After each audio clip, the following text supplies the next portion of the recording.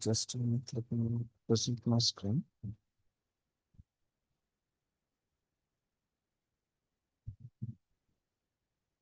So today, our agenda is MCSA and Azure course.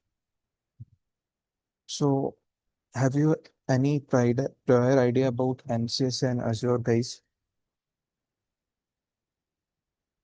Yeah, in our organization, we are using Azure for the security reason.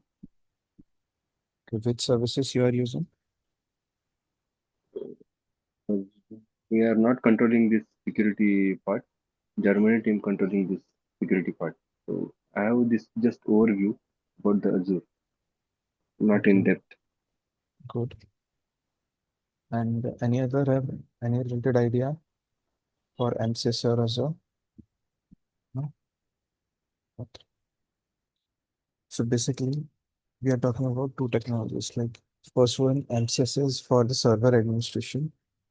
So mostly server administrator have to do the MCSA course because MCSA gives you the fundamental knowledge about the Windows server, like what are the active directories and what are the group policies, remote management. All these things are covered into MCSA, Microsoft Certified Solution Associate. And second, we have our Azure. So Azure is a cloud platform that provides multiple services like computing, storage, and all these things. Right. So let's one by one discuss each technology to briefly. So first starting with the Azure, right? So Microsoft Azure is a cloud computing platform developed by Microsoft. It's provide wide range of compute services such as computing, storage, networking, database, AI, machine learning, and security and identity service. So these multiple services are offered by our cloud. So first we have the computing service. In computing, generally we deploy the virtual machines and containers. Like in on-premises setup, we have some computers, right? And they are running on their operating systems. So like that, in cloud environment, we have our virtual machines. That's similar like our on-premises laptops and desktops. So we can run application services on in these virtual machines. And we have the containers and we have storages like in normal physical environment. We have SSD, hard disk, these type of storage devices. But in cloud, we also have the storage options like specifically Azure. We have our blob storage, disk storage, Azure file storages, like these types of options. And whenever you manage a data center, an organization, so networking is a must part, right? You have to set up your network.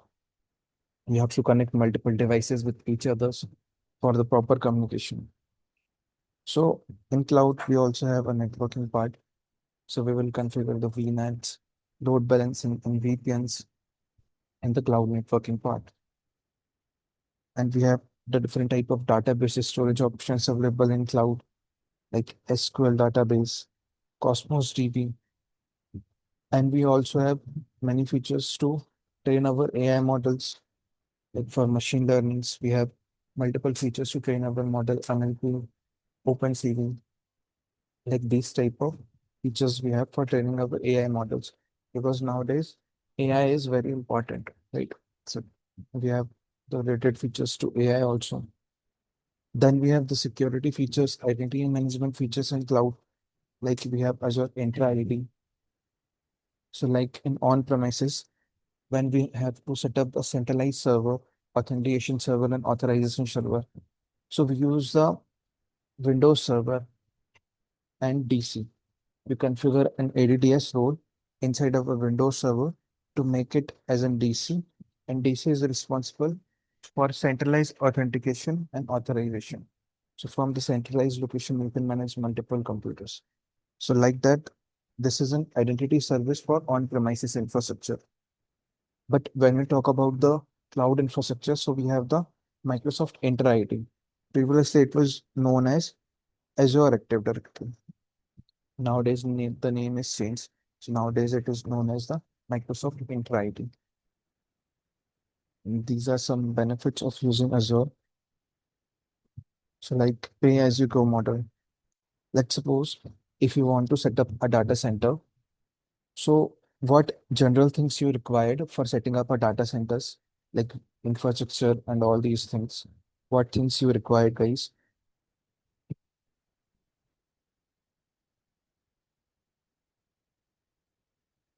Like have a task, you have to set up your company's infrastructure. So what things you will take care, what things you will purchase for your companies?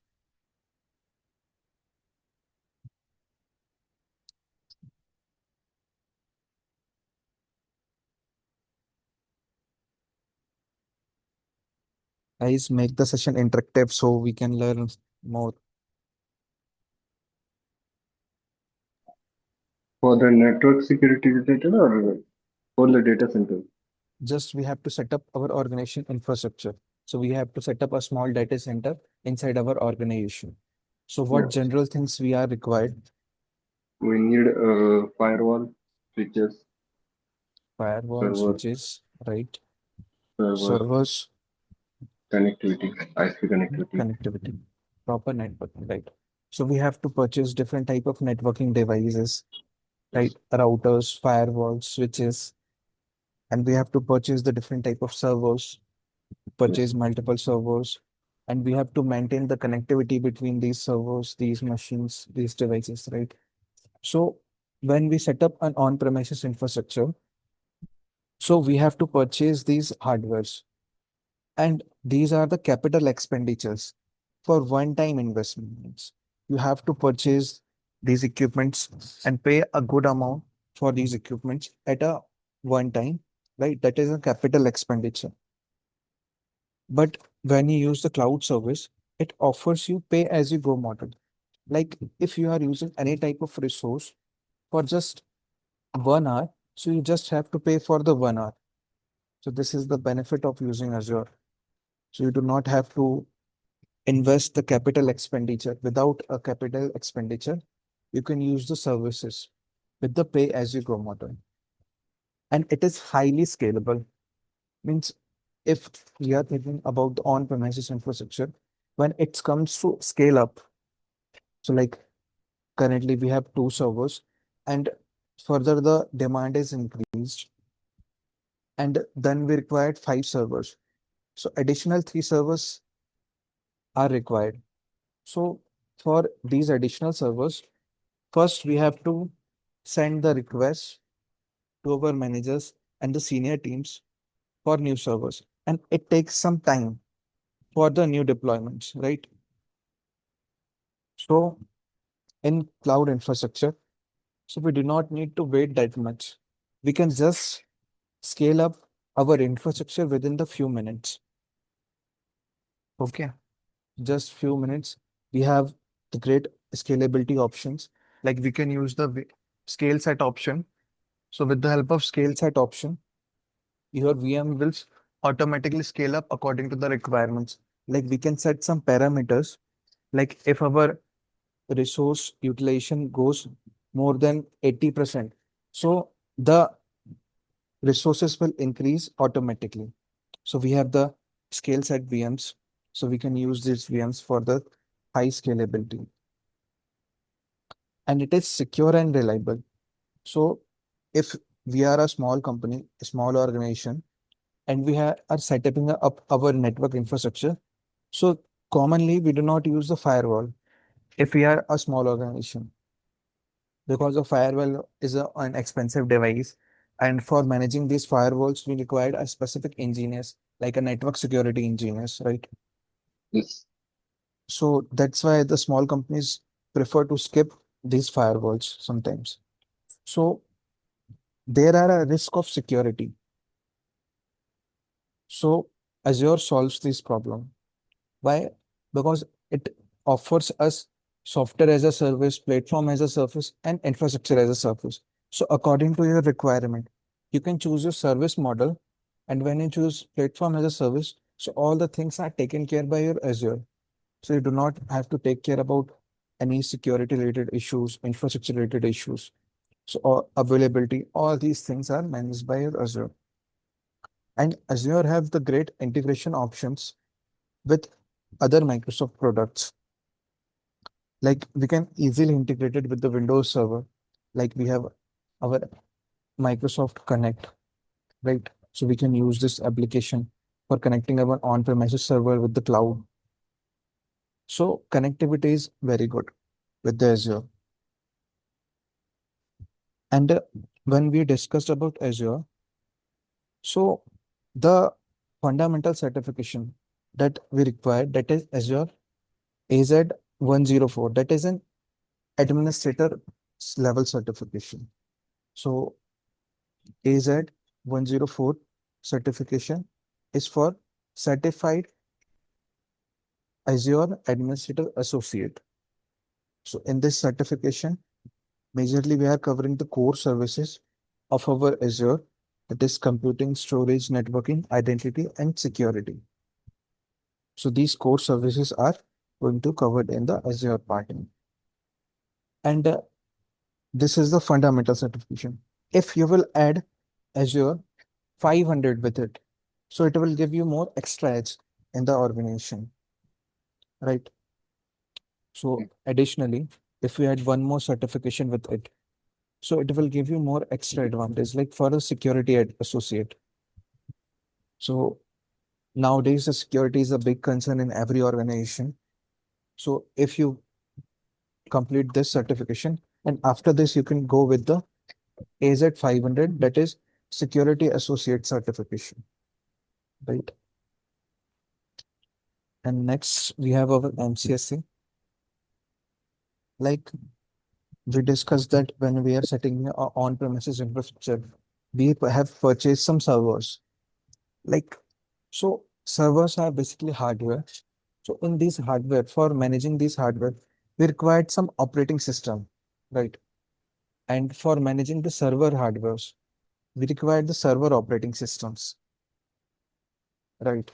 And when you talk about the server operating system, there are many popular options for the server operating systems, right? So we have our Windows operating systems and we have our Linux operating systems. So we have multiple options for the server operating system. But when it comes to Microsoft, so we have the Microsoft Windows Server. So Microsoft have their special server operating systems and their client operating systems. Generally, when we talk about the client end, we use like Windows 10, Windows 11 operating system, Windows 7 operating system. These are normal client operating system designed for the client computers. These are good for the some small tasks like browsing, office work, and these type of tasks. But we have to manage multiple services, multiple clients. For these type of activity, we have the Windows Server editions, like Windows Server 2022, Windows Server 2025, Windows Server 2012, Windows Server 2019. These are the server editions, server operating system from Microsoft. And for managing these server operating systems, we required a specific knowledge of these operating systems, right? So it is a little bit complex to manage.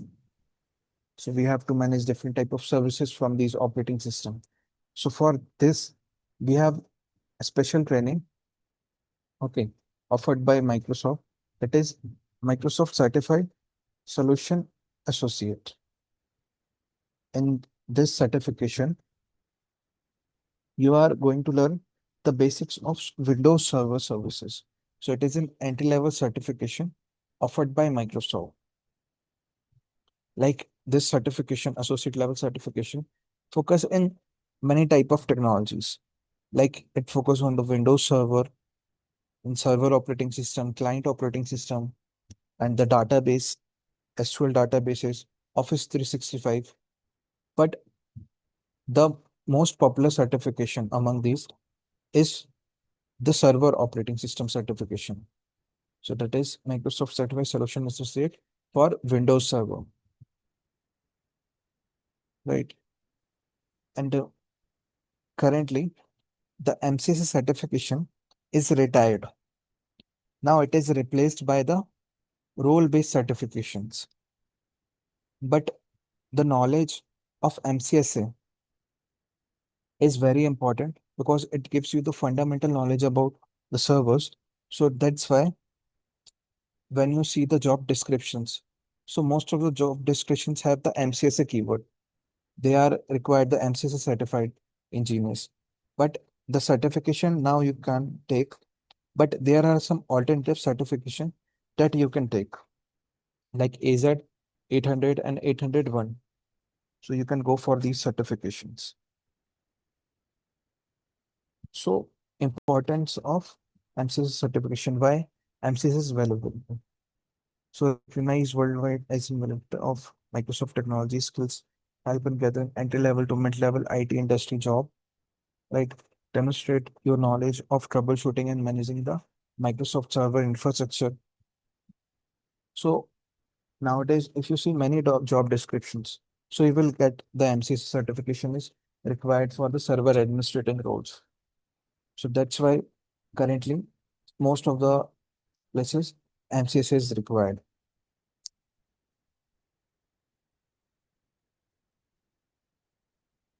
So what exactly replaced the MCSA, right?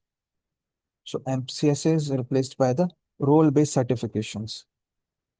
For the role-based certification nowadays, we have our AZ 800 and 801. So like you can see the new certifications here. First, we have some certifications that are more related to the servers. And then we also have the other certifications. Like if you want to do just a similar certification, like an MCSA, so you can go for the Windows Server Hybrid Administrator Associate. So this is more similar for the MCSA Windows Server. So in this certification, you will get two parts. The first one is 800 and second one is 801. So just a minute, just let me show the certification from the browser.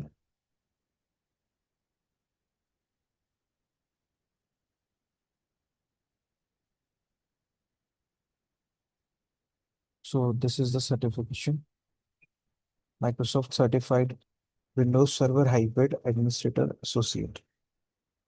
So currently, this is replaced by MCC is replaced by this certification. We have 10 modules, 10 units in this certification. So here you can see the first unit is for the identity management. Okay. So here we will learn about the identity, how you can manage the on-premises identity with the help of ADDS, and how you can manage the cloud identity with the help of Intra ID, how you can connect your on-premises infrastructure with the cloud infrastructure. So this identity management part will be covered in the first unit. Then we have the second unit, managing our Windows Server on-premises loads and the hybrid loads. So the configuration of different type of users, organization units, all these type of configuration we are going to learn here. And after this, we will move towards the virtualization. Like we learn about the virtualization, what is virtualization, what are the different type of virtualization, how we can do the virtualization on-premises infrastructure by using different type of hypervisors, like type 1 hypervisors we have, type 2 hypervisors we have, and how we can use the virtualization in the cloud environment. Then we have to manage the networking solution, like different type of networking settings, like setting up a DNS server, DHCP server.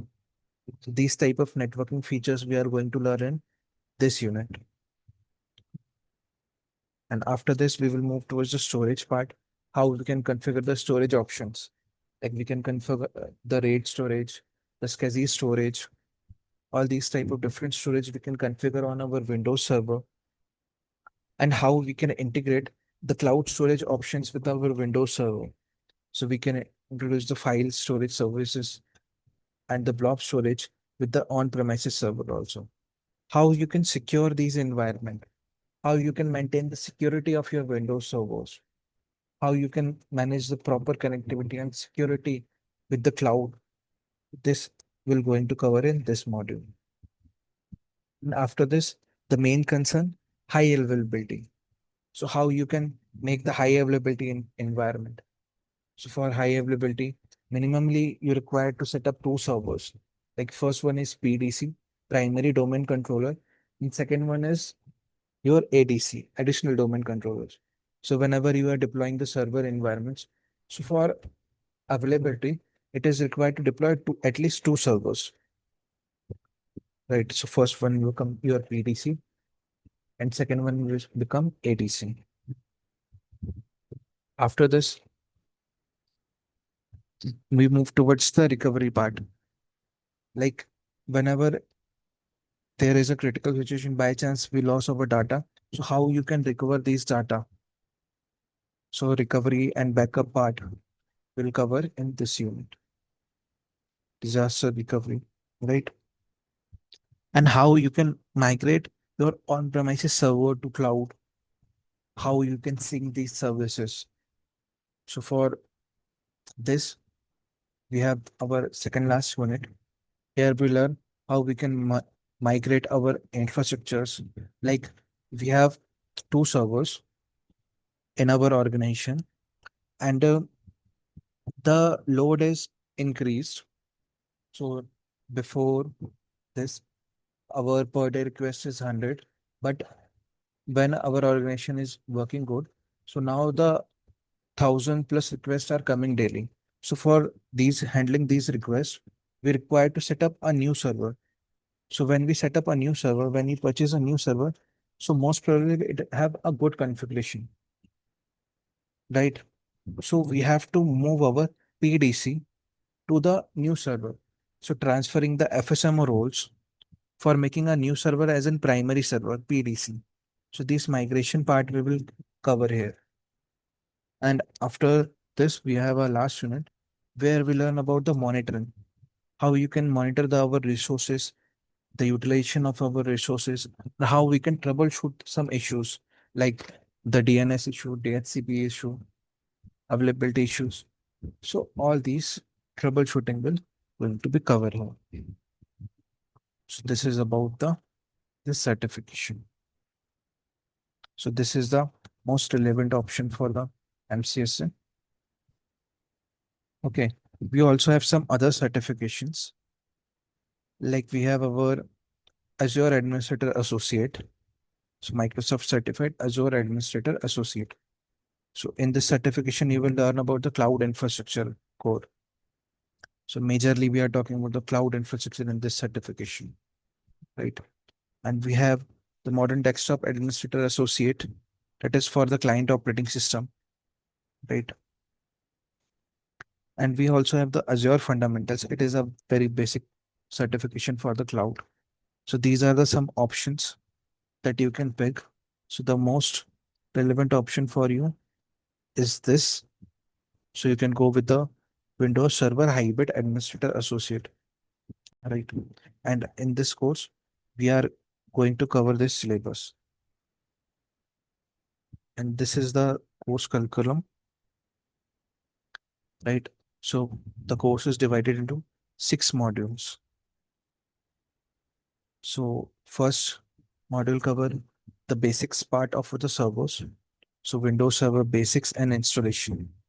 Then after this, we will move towards the Active Directory and domain services, the core service in Windows Server, that is when centralized authentication and authorization, right? Then we move towards the storage and networking service of our Windows Server. After this, the cloud part will start, the introduction to the cloud, right? Then core services like virtual machines, VNets, storage, these services will covered in fifth module. And in sixth module, the identity service and the monitoring service will going to cover. So these are some basic idea of our curriculum. And these are different type of job opportunities after completing these certifications. So you can apply for the system administrator, network administrator, IT support specialist, access support engineer, cloud administrators. So these are multiple roles that you can go for it, right? So these are the top companies hiring for these roles. like TCS, Infosys, Wipro, SCL, Tech Mahindra, IBM. These all companies are hiring for these engineers because this is the core part of any organization. You must need an infrastructure. Either it is an on-premises or either it is on cloud, right? So some eligibility and prerequisite. So there is a no formal educational required is recommended. Okay. You just have to understand the basics of computer, networks, operating system, and some server concepts. It is not mandatory, but it is recommended to have, right? And does any type of experience is required? So no experience is mandatory. If you have experience, so it is good to have. But if you have don't have experience, so it is totally okay, right? So this is about some basics of our course. Now, starting with the first fundamentals. So first, we are going to start with very basics from operating system, understanding the operating systems. So why we are using the operating systems and what is the difference between Linux and Windows operating system? What are the server and client operating system? So we will start with the very basics. Then we can one by one, step by step, go with this advanced configurations like clustering, high availabilities. So all these things we're going to cover. First, let's start with the very basics. Okay. That have any confusion up to this? If you No. want to ask anything, so you can ask. No. So first, let's start with the very basic. So what is operating system like in our day-to-day activity when we are using the computers? So we are using the operating systems, right? So Yes. generally, which operating system you are using, guys? The Windows 11 Windows for the 11. client, Windows Yeah, 11 client. client and And 2022 for the server OS. so in our personal computer, generally most of people are using Windows 11, right? Yes. I am also using the Windows 11. If you want to verify which operating system you are using, how you can verify it? Computer properties. Yeah. So you can go to your computer properties. So from there, you can see which operating system you are using. And otherwise, you can also run this command ms info32. So it will give you the system information. And in the system information page, you can get your OS name, right? And more other information will also get here. You can so you can get about your processor information, which processor you are using, which brand's laptop you are using, which BIOS you are using, and the memory you using. So all these some basic informations you will get in this system information page. So currently I am also using the Windows 11 operating system, right? So why actually we need a operating system? What are the main functionalities that operating system provides to us, right?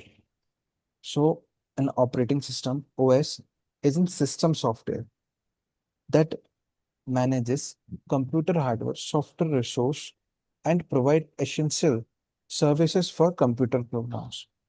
So what it is a system software. And system softwares are responsible for managing the basic activities like a general activities. The system software works in the foreground, background, and manage all the tasks like process management, memory management. So operating system is example of a system software. With the help of system software, you can manage your computer hardware, software resources, and it provides you essential services. Like, for example, if we want to communicate, so it is compulsory to understand each other's language, right? If I'm talking in Tamil, so only the Tamil person will get understand to me, right? Yes. But what about others? So other will not understand. So let's Yes. suppose if we have two persons, one person know the English language and second person know Hindi language. Okay. So how these two persons will get communicate? Translator or mediator. For communication, they need a translator, right? A translator is a person who know the both the languages, English and Hindi as well as, right? So with the help of translator, these two persons can communicate with each others. So like in our computers, so the physical hardware only knows the binary language, you know, binary zero Yes. ones. Yes. So all the computers hardware, the electronics hardware only know the zero one language. But we are humans. Humans knows that they are native languages, right? So like Hindi, English, Tamil, Punjabi, these are our native languages. So how we can give instructions to that computer hardware? So this is the problem. For solving this problem, we have our operating system. So we give our instructions to the operating system, and operating system will understand these instructions and forward our instructions to the computer hardware. Then the hardware will proceed, right? So it acts as an intermediary between user and computer hardware, right? So here it is. It acts as an intermediary between user and the computer hardware. Like if we want to manage our storage device, we want to manage our hard disk, right? In hard disk, we have to create the partitions. If you see, for the better management, you will create partitions in your hard disk, right? If I will show you the my drives. So I have a single drive, and I have created three partitions out of this single drive. So for creating this partition, where I am giving the instructions. So I am giving instructions in my operating system. So I use the utility like disk management. So here I will open the disk management, and from disk management, I give instructions to this operating system, and my operating system will understand the instructions and pass this instruction to the computer hardware, right? Yes. So what it is acting as an intermediary, it acting as a bridge. Like for the communication, we transfer our things instructions to the operating system, and operating system will transfer these instructions to the computer hardware. So like this, it will work. So it will work as an intermediary between users and computer hardware. And we have some core functions of our operating system, like the process management. It handles the execution of multiple processes. So if you see the processes in your operating system, when you open your task manager, so you can find in operating system, there are multiple processes. For management and execution of these processes, our operating system is responsible. So it is the core function of our operating system to managing these processes. So for monitoring these processes, you can open your task manager. So inside your task manager, you will get the processes. And here you can get all the processes. And if sometimes you see that your computer is stuck on a particular application, and it is not working properly, and you are trying to close it, but it is not closing. So from here, you can forcefully close the application. Right. So here, let's suppose the Microsoft Paint is open. So if you want to close this application, so you can just right click and click on End Task. So it will close the application from here also. So these are the processes, and these processes are managed by your operating system. Next, we have the memory management.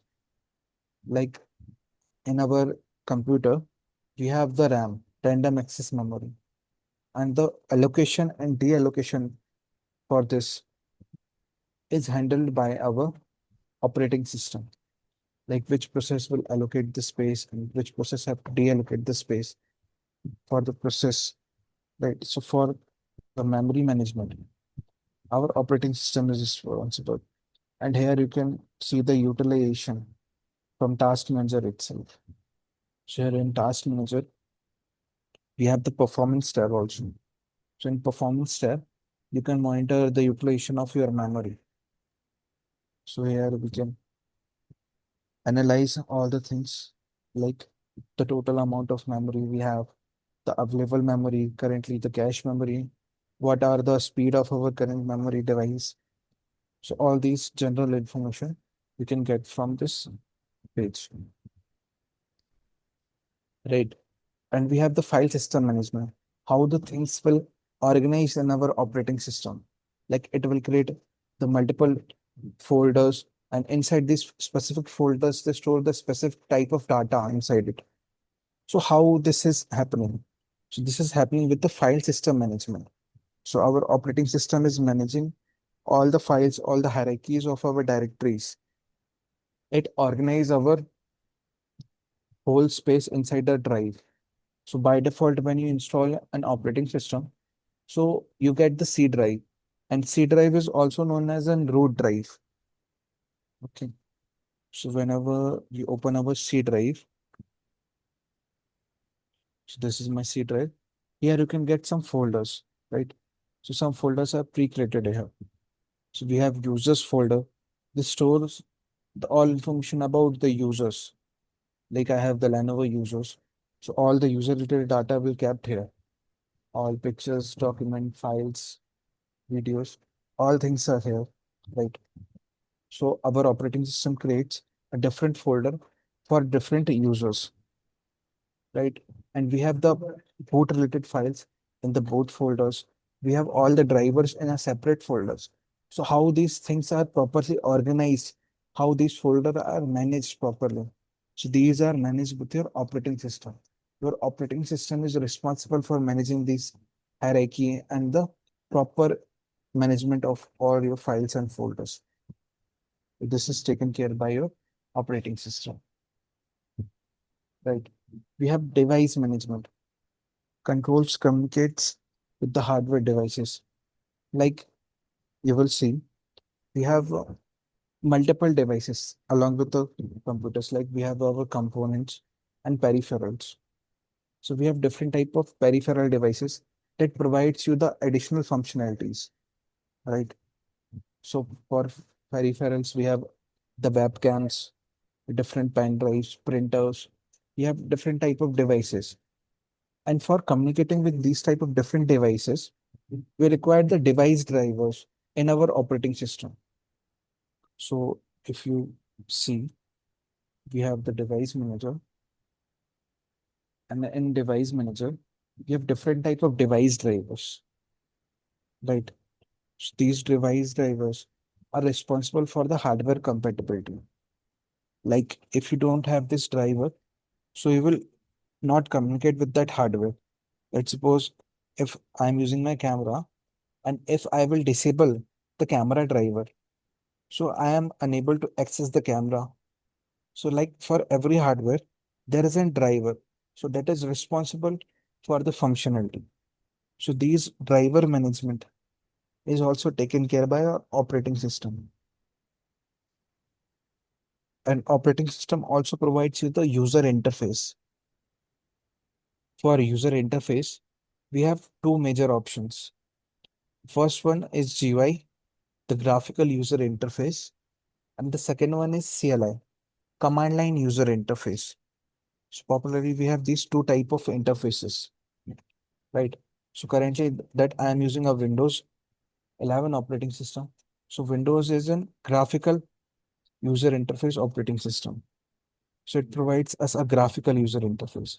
Like let's suppose if you want to create a folder here, so you can just simply right click and you will get the list of options. From here, you can navigate, like you will go in the new, and in new you will get a folder option.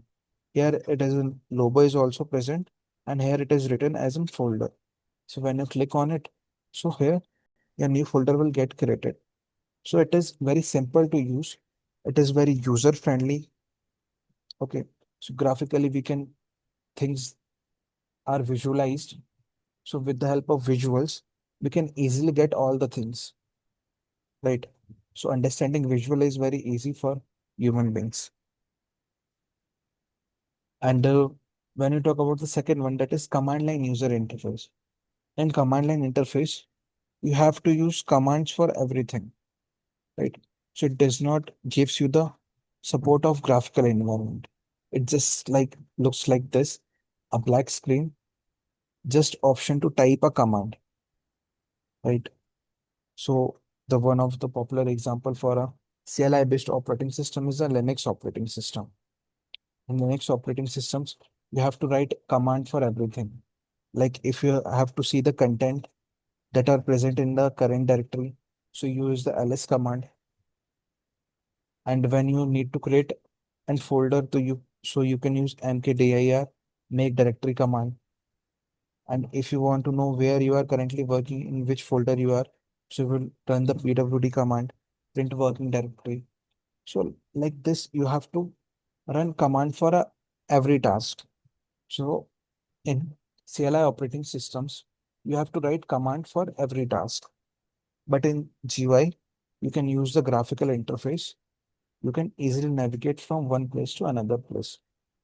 So it is very user-friendly type of operating systems when you talk about the graphical operating systems. So the user interfaces are also managed by your operating system, and security and access control, right? So in our operating system, we have different type of users, right? So whenever you are opening your system, so you can say there are some user. By the user, you are logging in it into your system, right? Let's suppose if I have two members that have to use the same laptop. So what I do, I create different users from these two persons. For user for the first person and user for the second person. I will create two user accounts for every person, right? So why I'm creating this user account? So these user account will give you a security boundaries. So we have the different level of permissions inside our users, right? So we have the administrator user that have full access, full control to all the resources. Then we have the standard users that have a limited sort of controls. So these type of security management, access control is taken care by your operating system also. These are the core functions of your operating system.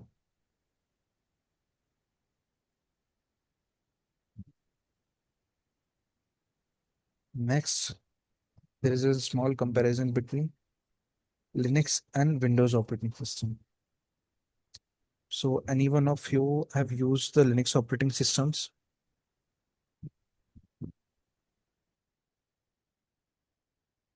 Anyone have experience with the Linux operating systems? Yes.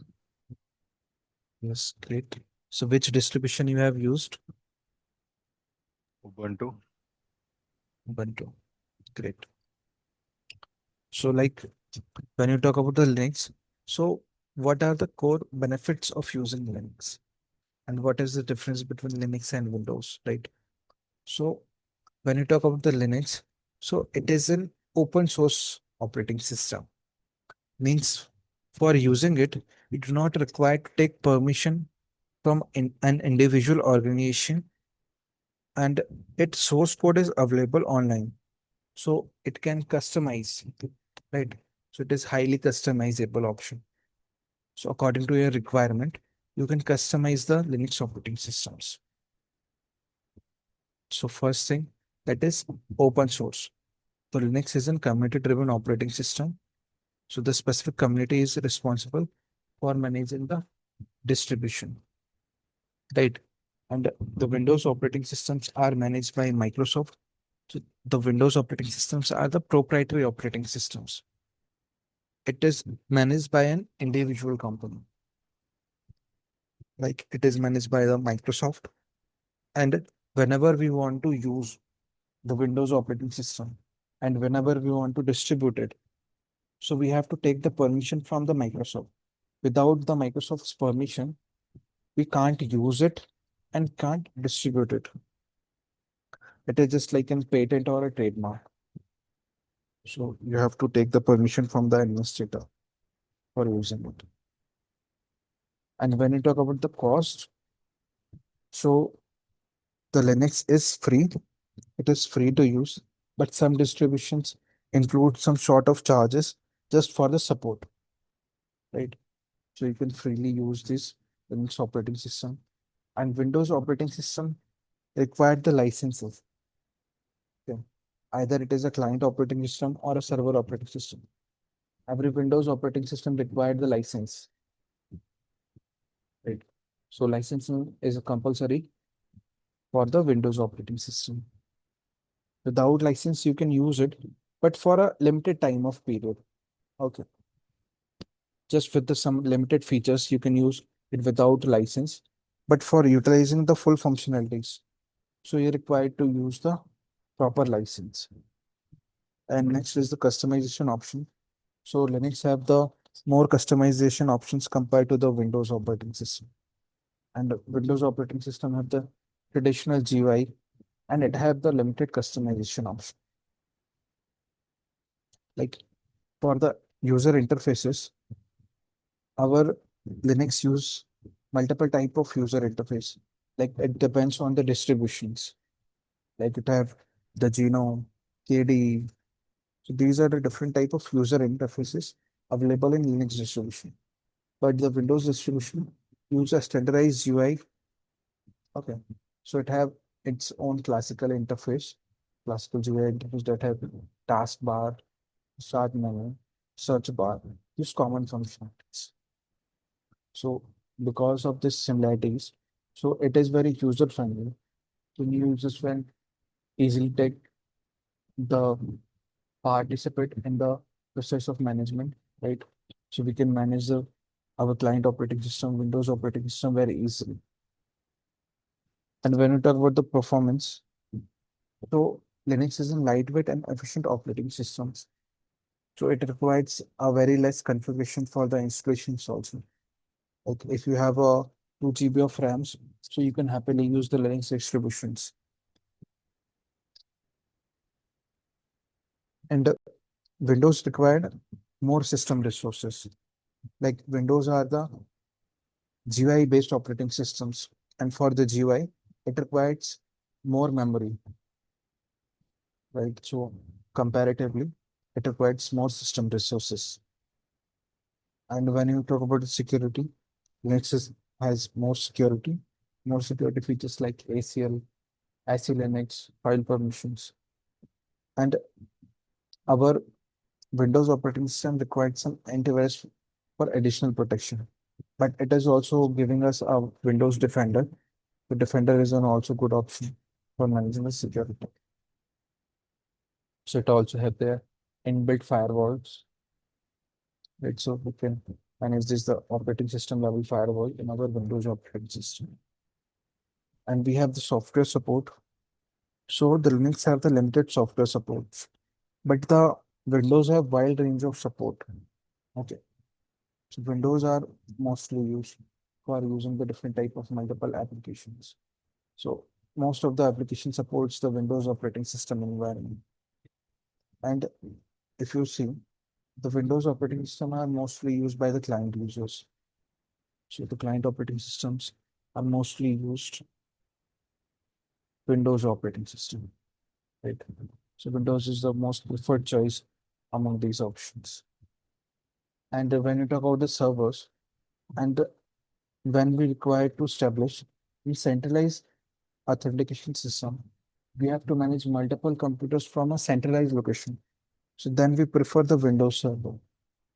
Like suppose we have 100 computers in our organization and we have to manage these computer. So what ways are we have available? So first way, we can go one by one to the every computer and configure these computers, configure the settings like the security settings, user creation. You will create the different type of users. You can give access to the shared folders. You have to go individually to one by one to every user and configure every computer one by one. So it is a time-taking process, right? One by one, you will go and configure these computers. So it takes a lot of time. So what you can do for saving the time, you can use the Windows server. So why with the setuping of Windows server, you can centralize all your activities. So for managing all types of user account, so you can from one server, you can create multiple users, and these users are login with the client computers. So in the main server, you will create multiple users, like for 100 users for your 100 clients in one particular server. And from this centralized server, all user will get authenticated using the Carbros and LDAPs protocols. Carbros and LDAPs will work in the backend for the authentication and authorization in Windows Server organizations.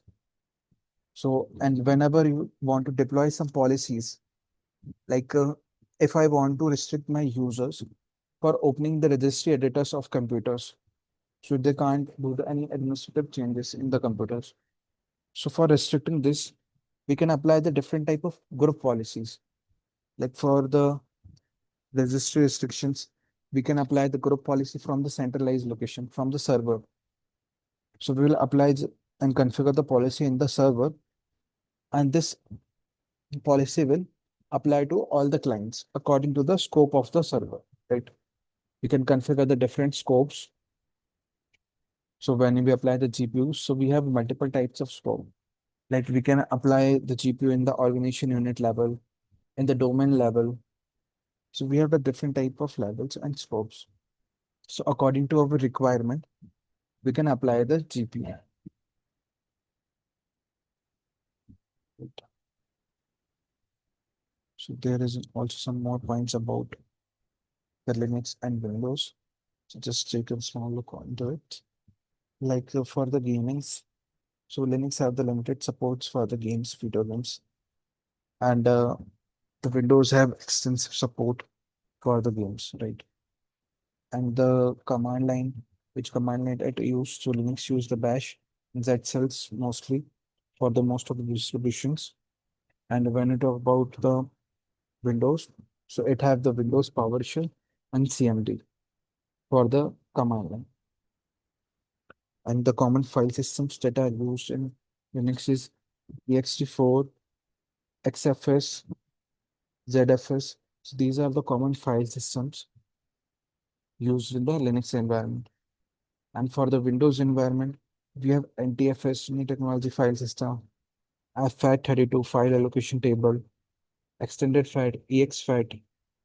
These file systems we have in our Windows operating system. So these things we're going to cover deeply in further sessions. So don't worry about these terms. And the next is the hardware compatibility. So when it use the Linux distribution, it requires driver support for some devices because it is a very compact package, right? So it have less number of pre-built drivers.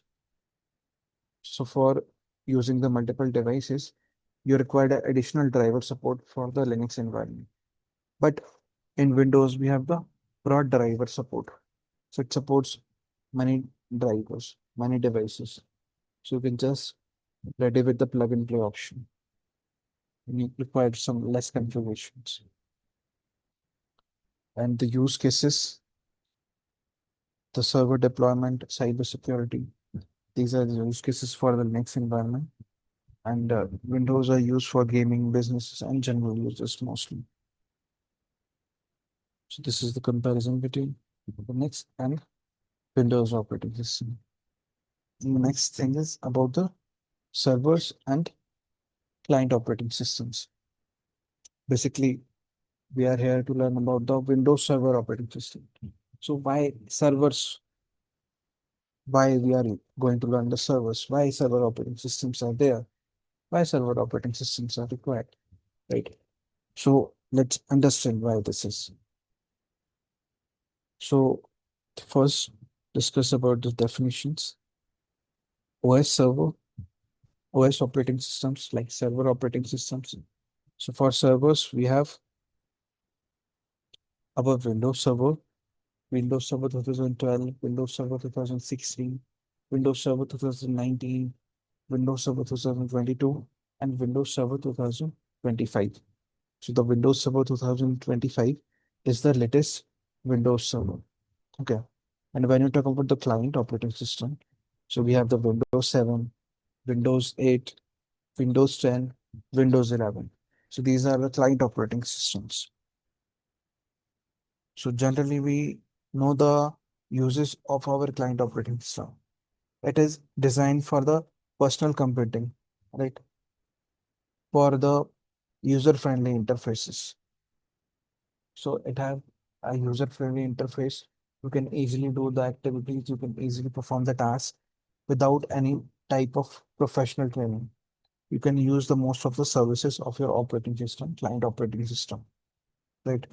So it is usable for like some purposes like browsing, gaming, office work, and entertainment purpose. So this is then used for the general things like normally browsing, gaming, and office work like using Excel or Word, PPT, these type of activities.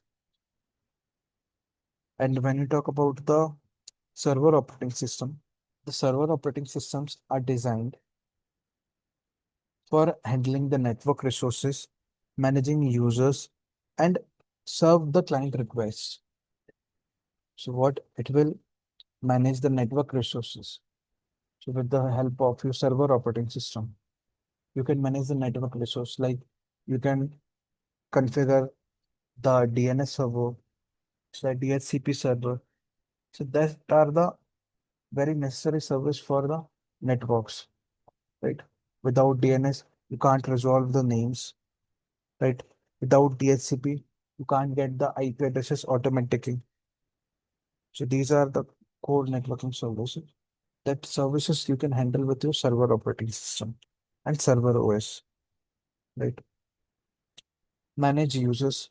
So with the our server OS, we can manage the multiple users, right? So we can manage different type of users. We can create the users, and the users are required to authenticate themselves from a centralized location from the server operating system. And the client will serves to the client request like client have multiple requests like let's suppose it is on a web server. So for web servers, multiple clients will request for the website, right? So for managing these requests, we require the server operating system. Server operating system is responsible for this activity, right? So what purpose it is used? Services like file sharing. So we can set up the file share with the centralized server. So we can share the multiple files for our client from the server. We can host the websites. So like after creating the website, developer needs to host these websites for accessing it publicly, right? For accessing it from the multiple clients. So we require to host the website. And for hosting the websites, we require the server operating system.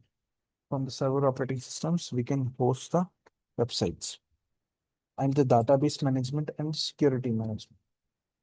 So we can create the database servers where we can store the centralizely our all the datas. That is for the database management. Like we can create a SQL server, right? And for security servers, where we can configure the different type of security policies and the security services. This is about the server operating system. And when you talk about the performance of the server operating systems optimized for high workloads and handling multiple processes. So the server operating systems are designed for handling the heavy workloads, right?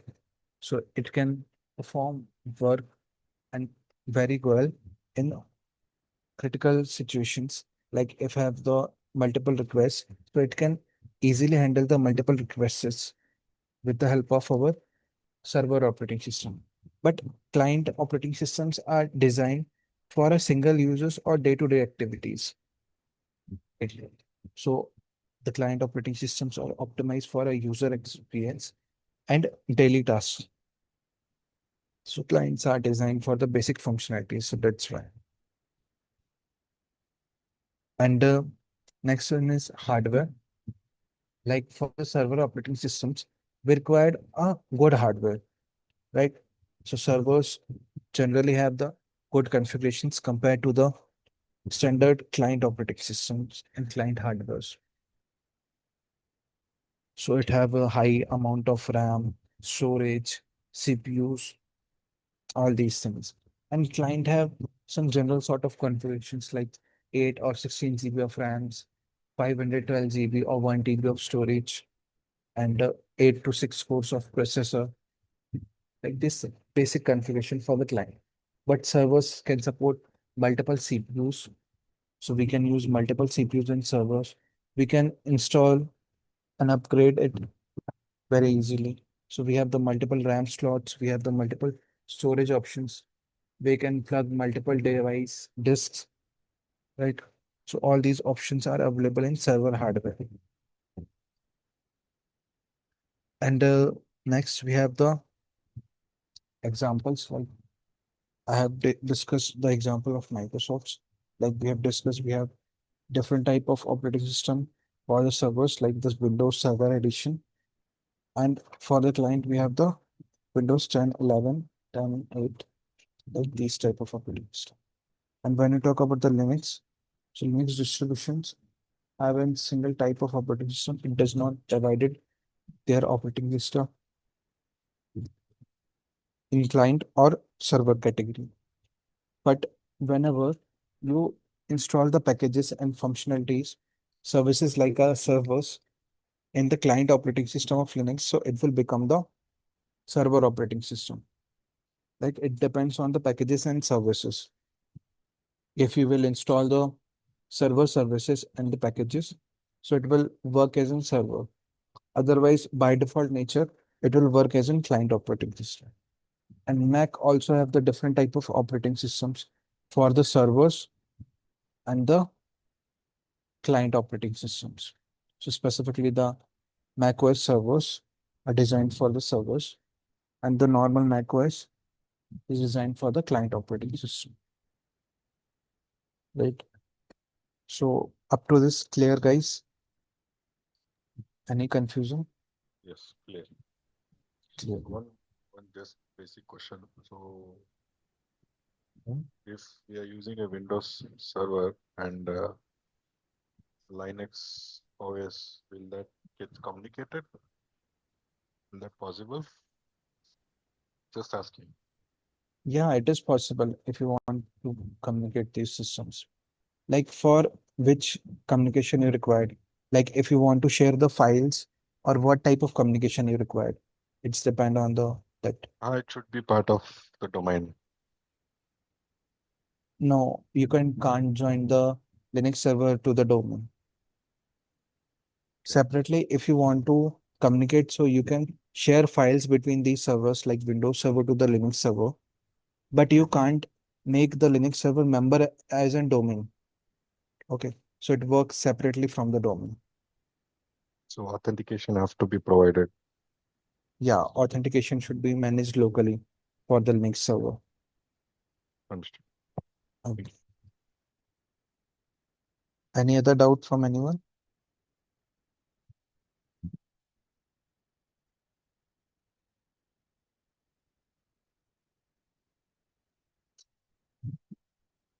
No? So, guys, what we have to do? You do you want to continue for more, or we can continue tomorrow?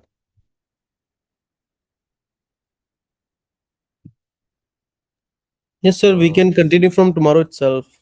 So, guys, do we have any doubt, any query related to today's session? no.